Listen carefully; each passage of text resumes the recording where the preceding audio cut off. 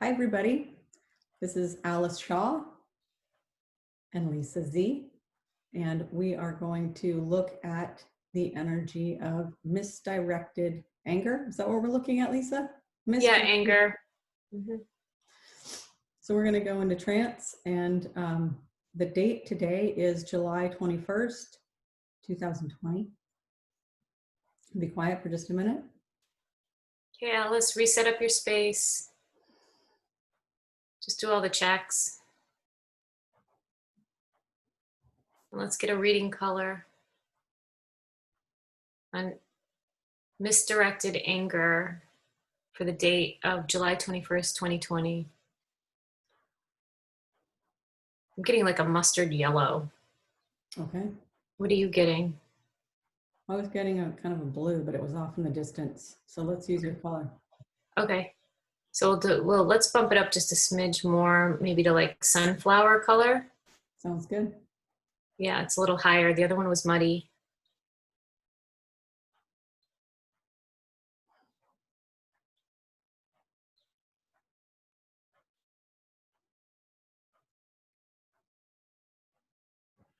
So one thing we were going to look at during this reading is the driving that's happening during this pandemic when most people are at home and the freeways are open and there are less cars on the road and people have been driving really fast.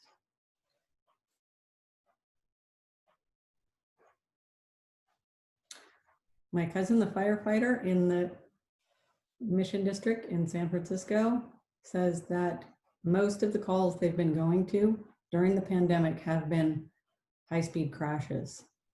And I live in a rural area, and every time we hear a siren, we know it's a high-speed crash. And the sheriff has been confirming that. I'm just getting a picture right now of someone just running. It's one person. So this is like on an individual basis. It's very personal, like because I'm not getting any symbolism of many people running through a field. It's like, imagine like a tall, grassy field. I don't know, almost like cane looking, that tall. And what I'm seeing is this person's running.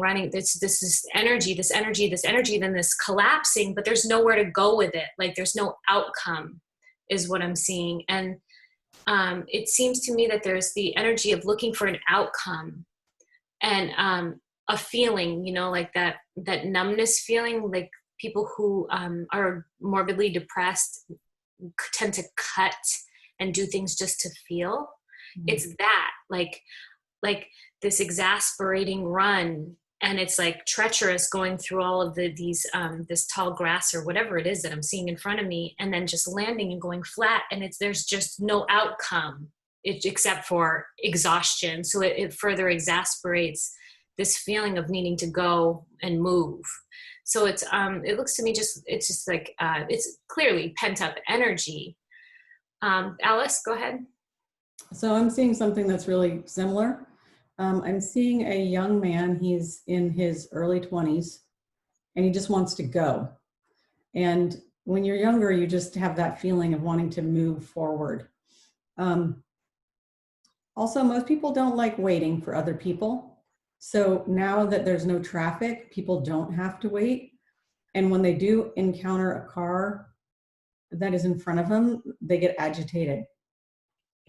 Because before we were kind of used to the traffic and not completely used to it because nobody likes it, but given into it. I'm getting an interesting picture here. It's interesting because, as we've said before, we read for the vibration and energy of a collective that we're reading for, and this particular collective is Minnesota Street.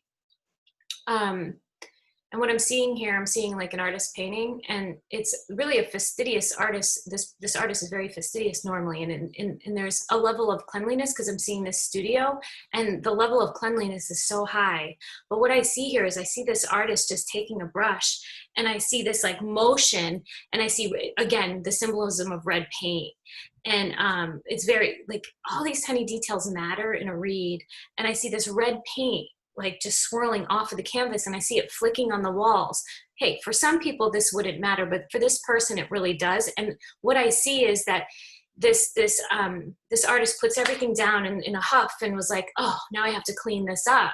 Like, and now they're spending time with like a pad on the wall, rubbing and rubbing and rubbing, and can't get this red paint off the wall because it keeps smearing. Yes, here we go, there's an outcome, but yet there's this distraction. So it's this looking for this distraction is what I'm seeing. And this is just again, another individual. This is a thread in all these reads week to week. There's the thread of the individual. I've seen some collective energy stuff, but this is right now I'm getting an independent person and isolated too, but trying to move forward with the status quo and what they normally do. Because this person looks very prolific. I see like the way things are stacked up too in the studio space is being presented. It's just very almost like card catalog, like a really like type A personality in the way they manage their way of their style of work. Alice? I'm looking at this young man again, and it's kind of tagging on to what you're looking at, which is expectation. So your artist is expecting, like not looking at the red on the wall and getting an idea from that, but being disappointed by it. And this guy driving in the car going, he's going into future time. He's trying to get somewhere, but none of us know where we're going right now. So the fact that he's trying to get somewhere fast doesn't really help him at all. I have a friend the other day who said that they were having a really hard time planning for the future. And I said, well, join the club because none of us can really do that right now. And so these people are trying to, in their cars, driving fast, trying to get somewhere to get an answer. They're trying to go into future time to get an answer for the present, but that doesn't work.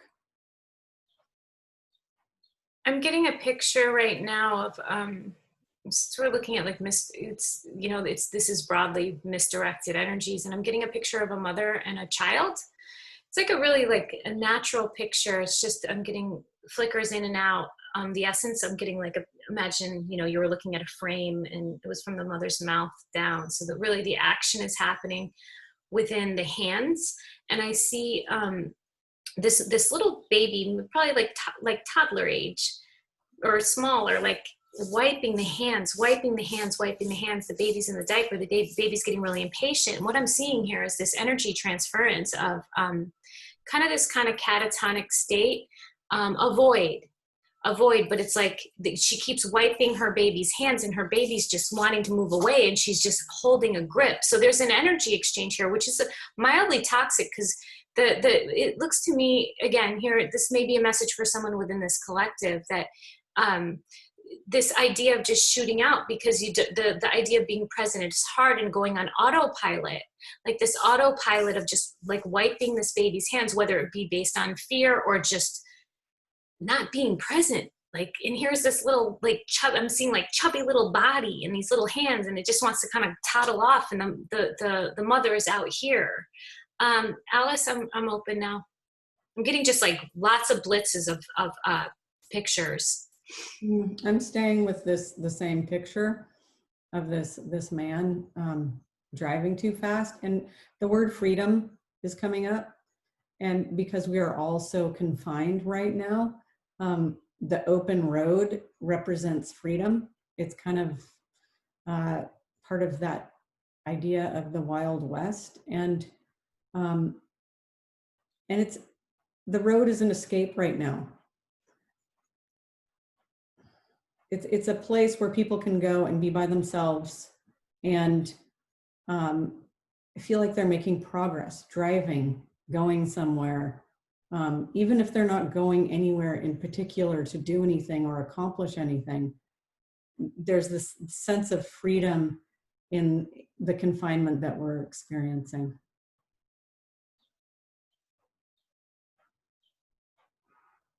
I'm still looking at a picture right now,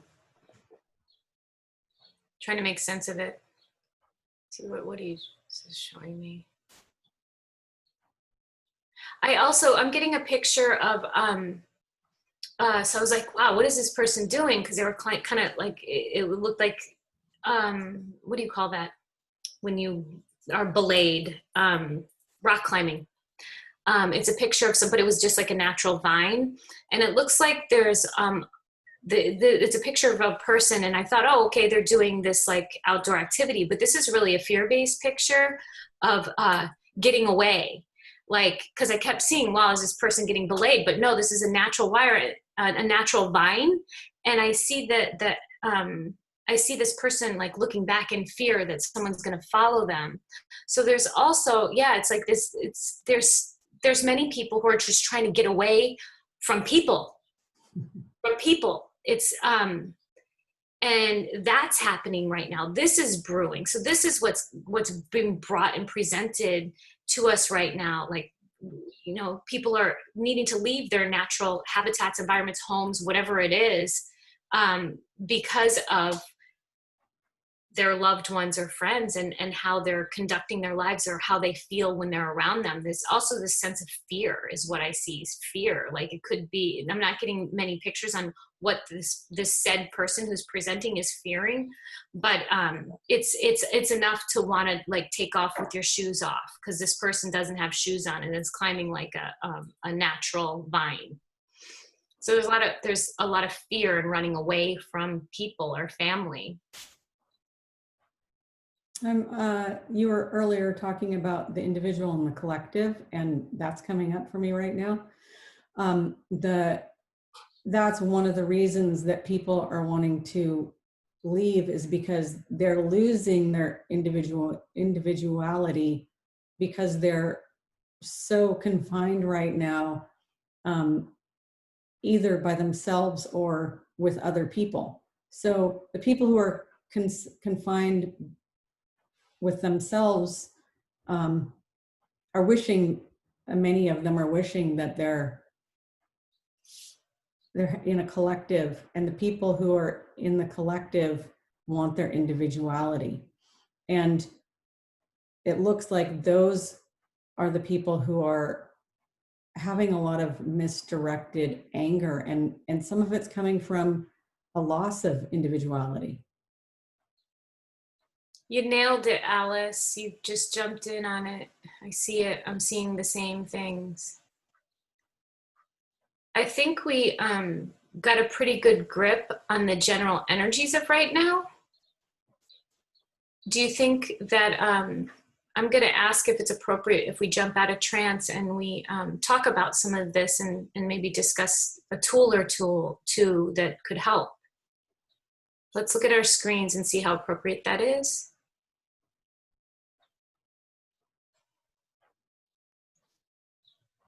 I get a yes.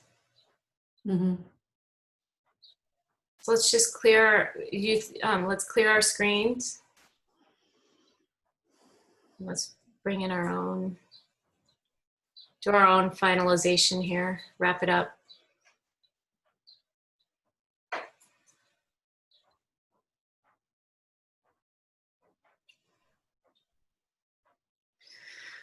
Hi. Hi. Hi. Well, that was a good little mini read. I think that there's a lot to unpack that we haven't unpacked for people, that maybe we should unpack some of what we just read. Mm-hmm. Because it's easier when we jump out to come back to our analytical minds, because we can't use those while we're in trance. So I think what you were talking about, Alice, just about nailed it. You want to talk further on that? The individual and the collective, people wanting to be the individual, not wanting to lose themselves. And that's where some of this frustration comes out, is when we're intertwined with all these other individuals, and we want to know ourselves completely. And when we're stuck in a house for 4 or 5 months with other people, we can lose that. Saw a lot of control in there too, like loss of control. That was interesting. And I was getting many pictures. I didn't talk about many of the pictures because it's just a combination of the same energy, but I was seeing a lot of depression and a lot of people ruminating on the past. So I didn't see, what I was seeing is not in the general energy of the current energy right now of the group that we're reading. There's, this is the general consensus of what's going on. There's not a lot of present, focus on the present. You know, when we launch into the past, we go into depression. When we bring our thoughts to the future, we go into fear. And the energy right now is in depression or fear. So maybe we should talk about a strategy just to stay present, like simple little strategies. I mean, I'm not perfect. Alice is not perfect. We definitely go back or forward, but we can come back to present a lot quicker than most. Mm-hmm. What do you use, Alice, to stay present? Like today, we're both low energy. Mm-hmm. Alice and I are both low energy. So what's after, you know, like just our simple meditation practice brought us up a level already. We were both matching at the same spot. But what will you do after this call to raise your energy level? So one thing I'm very conscious of is my thoughts. So I spend a lot of time checking in with my thoughts to make sure that they are in present time, that I'm thinking the right kind of thoughts. I'm not worrying. I'm not stressing. I'm just trying to accomplish the tasks that I need to accomplish now, not something tomorrow, not worrying about something that happened yesterday, and trying to pull my thoughts into the now time. Yeah, well, your thoughts create your vibrational level. And this is a big conversation, more than I'm going to get into today, because everything is vibration. And I'm no smarty pants by any means, but I've talked to plenty of physicists who explain energy. And it really relates to how I see things when I'm in my meditative trance state. And it's definitely, you could definitely prove these things out in the real world. Everything is a vibrational level. And if you're on a particular vibrational level, you attract everything on that vibrational level. So if you are having a bad day, you're not feeling so good about yourself, and all you're seeing is all this road rage around you. Mind you, we've witnessed it too, which means, but it wasn't affecting us. We witness road rage, but it doesn't affect us. Those who match on that vibrational plane, it could potentially affect them and cause their mood to stay in that low vibration, or potentially cause an accident. So it's all about thought process. The higher you raise the more peaceful your thoughts are, for lack of better ways to explain it, the higher your vibrational level goes up. It's not the easiest thing to get your vibrational level up. I got myself into such a tizzy over an ex-boyfriend that it took me several months to get to a better vibrational level, to where I was again manifesting and letting a lot slide. Like things that would normally affect me just rolled off of me. Someone could really yell at me and I would just sit there and go, no. But there's many tools for that. And maybe today I'm going to just tell you what I do. I mean, quite frankly, the simple act for myself, what I do is I walk. And I was walking 5 days a week on Ocean Beach. And I started with just little 30-minute walks. And that was, of course, in addition to my meditation, but 30-minute walks. And then finally, 6 months later, I've increased my walk to 2 hours a day. I know that's a luxury. Not everyone can do that. I personally can't do it either, but I did it. And that's because, affording it. But that really brought my vibrational level higher. Now, another fun strategy to do that I love doing, because I was a downtown dweller. I lived in Hayes Valley. And people say, well, how do you get into that state when you live in the middle of a city? Well, I got to tell you, it's really fun. If you're a visual person, I highly recommend shutting off your visual barometer. Because visual people, they're crafting things all the time in their minds when they're witnessing things. So I like shutting off, putting the blinders on, because my brain goes active. And what I do is I focus on auditory. So I challenge someone who lives in the city to do this in whatever said neighborhood. I really love doing it on Market Street. So I start my walk on Market Street. My neighborhood is pretty nasty in Hayes Valley, and you hear all kinds of things, but I put my fuzzy blinders on my eyes and try not to focus on anything. And what I do is I isolate sounds. So I call myself like a sampling machine. So you just walk, a straight walk, kind of just get yourself into a real comfortable, relaxed state and focus on the direct sounds that are immediately near you. It could be someone yelling at someone, but you focus on that. And then as that sound fades, jump onto the next sound. It could be the streetcar going by. And everything is so fleeting, and it's a symphony, and it really is truly, everything is just moments, and it could just pass you by. It's all what you pay attention to. And it becomes this beautiful, enchanting meditative state, and it becomes addictive. And you can do this anywhere. I mean, Alice does this, right? Do you do this out in the country? Mm-hmm. Tell me about your process. I like to listen to the birds. That's my favorite thing to listen to. There are so many birds where I live, and that definitely brings me back into a present state, because animals don't go into future time. They don't go into past time. So I'm connecting with them in that. I also have a funny story about when I was in clairvoyant school with Lisa. Give a shout out to Psychic Horizons on Valencia Street. Oh, absolutely. I was walking to my class, and I'd had a really bad day, and I was in a really bad mood. And I crossed the street, and this guy in a car tried to run me over in the crosswalk. And I realized that my energy had found his energy. We were attracting each other. And it was such a good lesson for me to understand like attracts like, and how you have to watch your energy. Otherwise, you're going to pull in the things that you don't want if you're not in the right place. And in that moment, I laughed and shifted my energy to a different space so that I wouldn't, as I walked to school, I wouldn't attract something that was very similar. Laughing is the highest vibration. I mean, it really is. I mean, I talk to people all the time who are going through great traumas in life, and sometimes I just say, just turn on a really silly movie, one you'd never watch, and laugh at the fact that you're watching this. If you're never a slapstick person, just watch a stupid slapstick movie. I mean, there's some simple tricks, but we have more integrated tools that are a little more high level that you can build towards. But I mean, just simple things like these small little items that we've just mentioned can really change things. And if we've reached 3 or 4 of you out there, I feel like we're successful. Otherwise, we're just, what can I say? We're doing the best we can. Anything else, Alice? I think we don't want to go too long on this. Yeah, no. Thanks everybody for joining. Yeah, stay tuned. We'll cook up something new. Maybe some interviews. Yeah, that would be fun. Thanks everybody.